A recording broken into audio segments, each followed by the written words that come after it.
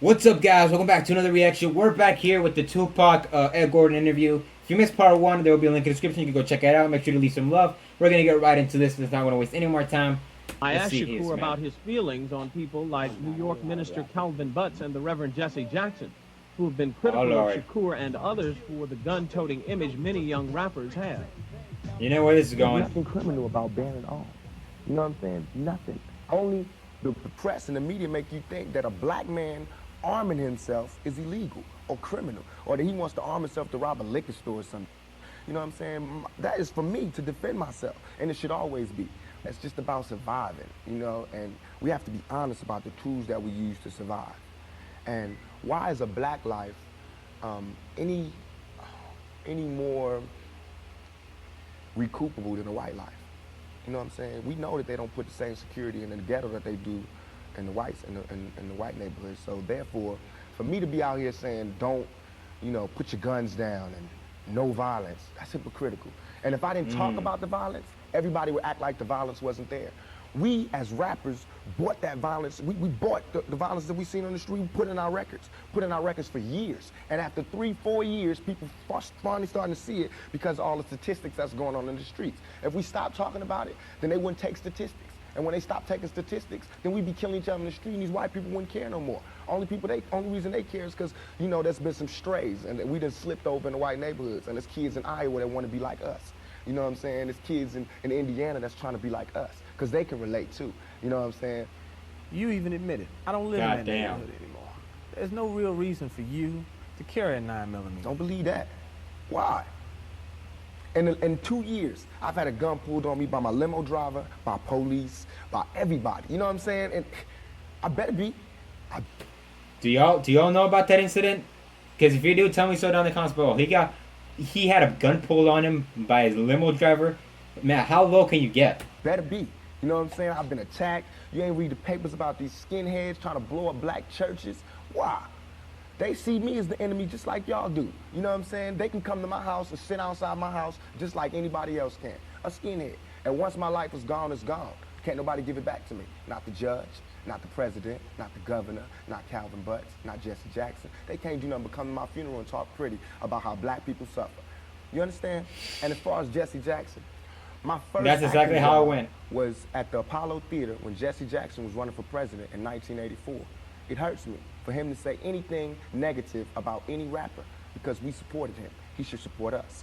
You know what I'm saying? As far as his image, you know what I'm saying? What was he doing? You know, he should be the last person talking about gun violence when he sat right there while Martin Luther King caught one in the neck. You know what I'm saying? Things ain't really changed that much.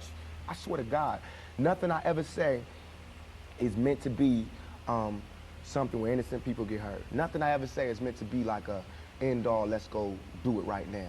Nothing. Everything I ever say, and if any, this is so we can set it clear, anything I ever say as it pertains to my peers and being strapped is only in self-defense. You know what I'm saying? Because right now where I'm at, the world is harsh. And I just don't got no beautiful stories. You know what I'm saying? I'm gonna just be getting them ready. Because that's why I think I messed up. If somebody would have grabbed me, pulled me to the side and been like, look, Tupac, as soon as you step out here, they're gonna be at you. If somebody would have explained it to me, I wouldn't have took the same mistakes. But I made those mistakes. And that was my job to stop somebody else from making those same mistakes. With your music. To lay out the real map on the world and how it is. And how it is for Shakur is trouble. It's continuing to mount. He was just thrown off a concert tour for allegedly inciting a riot. Shakur claims his actions are just misunderstood. I'm not coming here telling you my plight and then I walk outside and live the good life. Everything I'm saying is a warning, is a plea for help. If everybody is so goddamn worried about me, why ain't nobody came to help me? You know what I'm saying? I never wanted to be no star. This ain't my job. I care if everybody don't cheer for me. You know what I'm saying? If you're not cheering for me for what I'm doing, don't cheer for me. Don't cheer because you think I'm cute. You know what I'm saying? Screw that. Cheer for me for what I'm doing, for what I stand for. And when I go to jail, you should cheer louder. You know what I'm saying? Because I'm standing up for what I do. I'm not robbing nobody, not stealing from nobody. I never took nothing. Everything I do to represent my people. I do because I think this is what they want me to do. Shakur says all the attention given to his mishaps are one-sided. This is all I want. These interviews really get you thinking, man. God. For all the people that doubt me, I had no record all my life. Okay? No record, no police record until I made a record. As my video was debuting on MTV, I was behind bars getting beat up by the police department. I got a $10 million lawsuit. They said they would settle with me and everything. You know what I'm saying? But nobody cared about that. That wasn't blew up all in the news. They didn't see me. They did not see me on TV with my eye busted, my head busted. There's pictures of those. In Oakland, you don't. Yes, in Oakland. You don't see them pictures. You see pictures of Tupac coming out of jail in cuffs. You don't see pictures of the police standing over me beating my brains in. You don't see that. But I see that. That's what I see. You know what I'm saying? So it's all real. And I feel like just like a woman that's raped, any woman that's raped would never, ever allow herself to be raped again. Am I correct? Any woman that's violated would never allow herself to be violated again. Same thing. You know there are going to be people who sit here and say, how can you say that when you're faced with that charge? That's how I can say it. We got people in my own community that will get me. Why? Because I got it. Now this girl, who I can't say her name, but if I was to say her name, 1,000 all over the world would go, I put this on everything I love, on everything I love. When I was in Atlanta, I was pulled over at a gas station. Some dudes from New York pulled over next to me and told me the girl's name. They said, I know the girl that did it. They told me her name and where she's from, say she's scandalous. I can't go on TV talking about this girl, because that's what they want me to do. They want me to get on TV and talk about my black sister is a hoe, and she's a bitch, and she's a money grubber. I ain't fit to say that. I don't have to do that to show that I'm innocent. You know what I'm saying? I'm not guilty. People should look me in my eyes. They should look me in my eyes. And anybody that thinks I committed that rape should go get Brenda's Got a Baby and keep your head up and listen to him thoroughly. Those both songs, we gotta react to them, but both them songs, especially Brenda's Got a Baby. Holy shit, that guy. Oof. It was hard to imagine that you would do that. It shouldn't be nothing for. It should not even be to me. I have no patience for anybody that doubts me. None at all. It's too hard out here. You know what I'm saying? If my people don't stand up for me, who is? I understand these white folks looking at me like that because they don't know me. They didn't hear Keep Your Head Up. That ain't no fluke.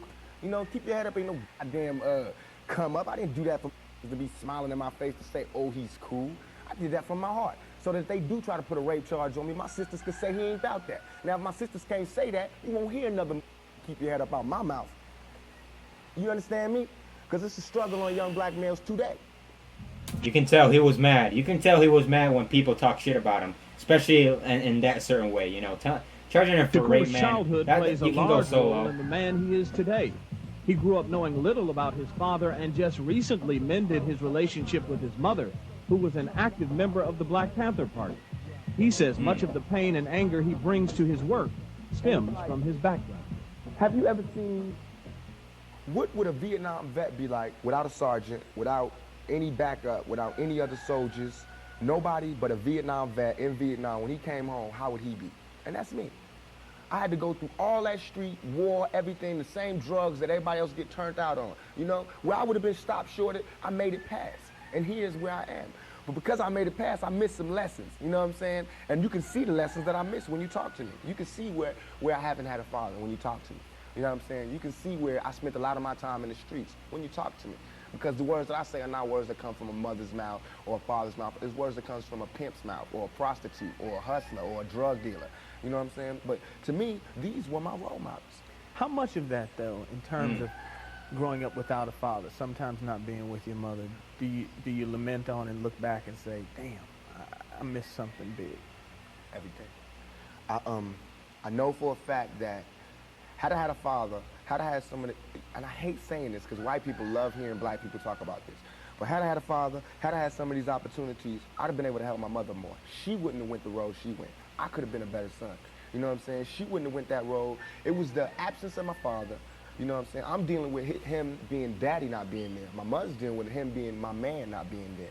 You know, so many problems in our community that affect everything. So by me not having that, I ain't never want to hear nothing about no kind of relationships between a black man and a black woman. I knew they didn't work.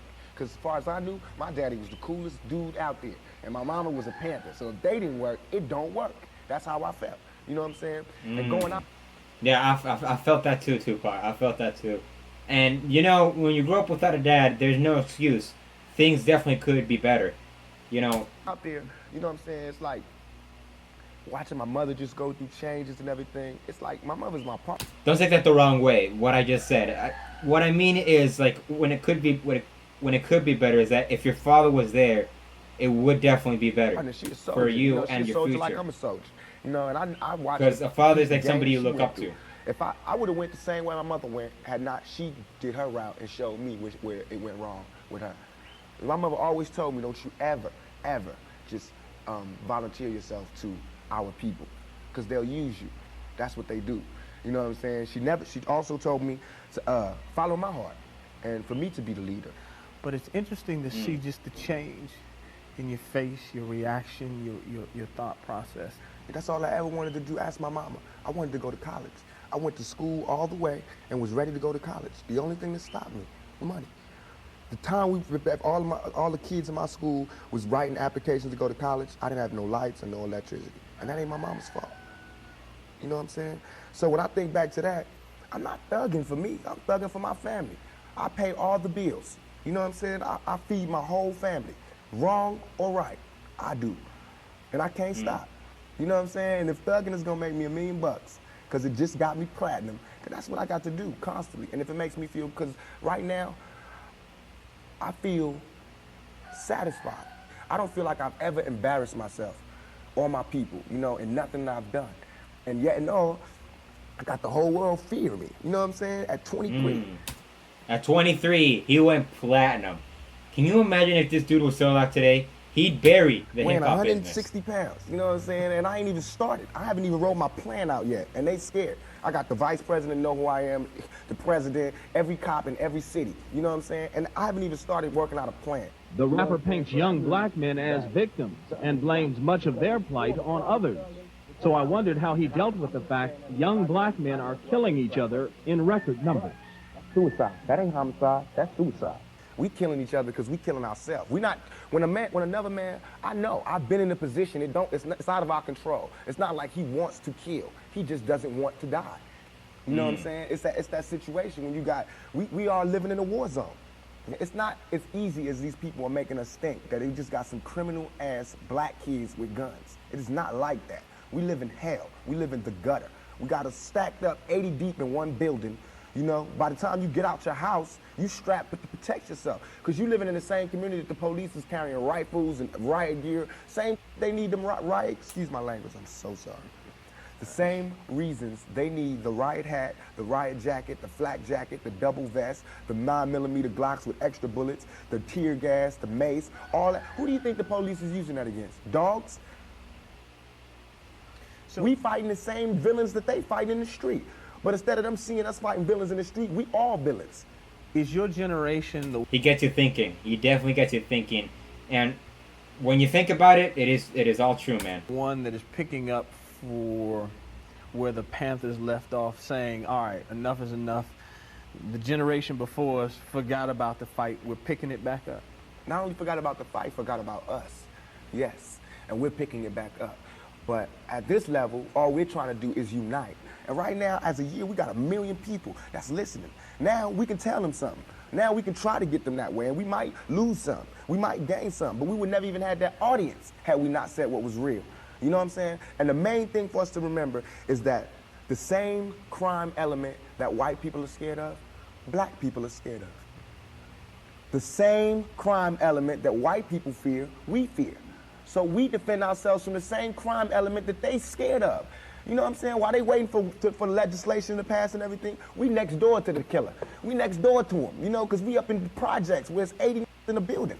All them killers that they letting out, they right there in that building. But it's better, just because we black, we get along with the killers or something? We get along with the rapists because we black and we from the same hood? What is that? We need protection too. Finally, I want to ask you about something that someone else asked you in the interview, and I thought the answer was interesting because I think it speaks to you and your generation a lot. Someone said, where do you see Tupac 10 years from now? You said, hey, I just want to be alive. That's real for you. That's so real. I made a metamorphosis. I'm a new person today because I used to strongly and honestly, I feel like I could represent my generation so much because I honestly did not care whether I lived or died. But now I cannot die with people thinking I'm a rapist or a criminal. I can't leave until this shit's straight. You know, I'm not suicidal. I can't go until y'all really know what time it is. And then after that, boom, it's all over. And we can see, you know, how this shit fall. But that's how it is. And the reason being is because if I can't live free, if I can't live with the same respect as the next man, I don't want to be here. Because God has cursed me to see. what life should be like. If God wanted me to be this person and be happy here, he wouldn't let me feel so oppressed. He wouldn't let me feel so trampled on. You know what I'm saying? He wouldn't let me think the things I think. So I feel like I'm doing God's work. You know what I'm saying? Just because I don't have nothing to pass around for people to put money in the bucket don't mean I ain't doing God's work. I feel like I'm doing God's work. You know what I'm saying? Because these ghetto kids ain't God's children, and I don't see no missionaries coming through there. You know what I'm saying? So I'm doing God's work. While Reverend Jackson do his up in the middle class, and he go to the White House and have dinner and pray over the president, I'm up in the hood, you know what I'm saying, doing my work with my folks. And just because I don't live there don't mean I don't go there. I got to go there because I can't hang nowhere else.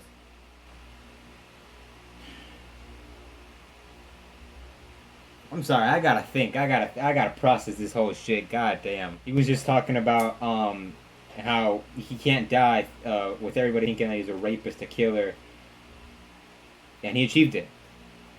Right now, he's considered the greatest rapper of all time, and I don't think anybody can take this title away from him, because even though some rappers might rap faster or have better punchlines than him, this is why he's considered the greatest rapper of all time, because I don't know, man.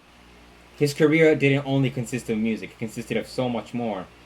And you can see it right here with these interviews, man. And it just makes me proud that I know who Tupac is. And I listen to him, and you guys recommend this stuff, you know, and I can educate myself with what he believed in. I literally feel, while listening to this, I feel like I'm learning more about truths and, you know, facts and everything, more than if I would have went to a church for an hour to hear the priest speak. I know that's a very crazy thing to say to some people, but it's just how I feel. But anyways, let me know how you guys feel down in the comments below. This one got me real emotional at the end, man. It's really fucking great. Thank you guys for watching so much. If you want to see more interviews like these, let me know so down in the comments below. And if you want me to react to any song about on Tupac or anything else related to Tupac, let me know so down in the comments below. And as always, don't forget to like, comment, subscribe, share with all your friends. Click that bell so you miss an upload, and recommend your songs as always down in the comments below. I love you all. I hope it's God with you, and I hope to see you in the next video. Kudos.